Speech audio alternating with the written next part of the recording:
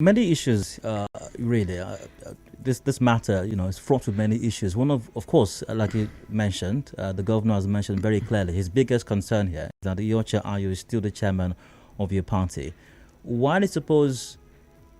Because it doesn't appear that the governor is blaming or holding your presidential candidate Atiku Abubakar responsible for that. Because these are two different matters. Like you said, the governor has publicly said he has no problem with Atiku Abubakar being the candidate of the party. However, his concern is Iyorchia Ayu. Why do you suppose the governor is linking both matters? Iyorchia Ayu being the governor, being the chairman of the party, and Atiku's candidacy as the presidential flag bearer? Well, I think the expectation of the governor is that as Atiku having emerged as the presidential flag bearer should have supported the fact that there should be some form of reconstitution of the National Working Committee to reflect that a Southerner also is in charge of the party since the flag bearer is already in the north. That's the governor's argument. And of course, the governor's argument has not been different from what Atiku has been saying. Said, yes, what you are saying is correct. What we are looking at is the timing. So the problem here is not that our presidential flag bearer is not amenable to that change, but the timing for that change is not the best for the party right now. Do you agree with the governor's position that a Southerner should occupy the chairmanship position of your party?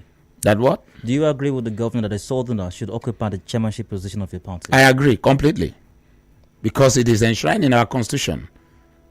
There's a Southerner.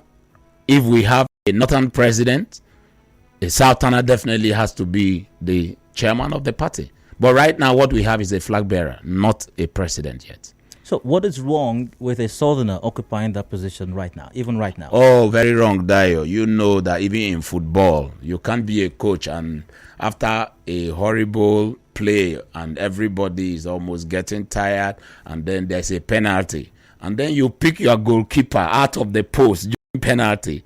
And there's no goalkeeper to take over except some untried hands that you want to put in the goalpost at the time when they are about playing the penalty. That's suicide. And so at this point, the intricacies of removing a national chairman and bringing it back to any side at all is that, number one, if the national chairman from the north resigns, the constitution empowers the deputy national chairman that is also a northerner to take over. And because you are now talking about a Southerner, it means that that deputy national chairman has to resign.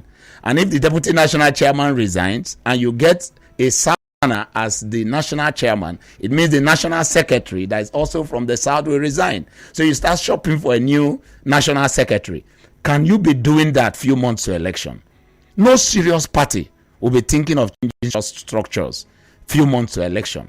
And so I see it as a sinister plot to push PDP into oblivion, because by the time the controversies that surrounds power change begins to come in and the fallout of trying to allocate offices to different states, I can tell you that we can be on that one until the election is over.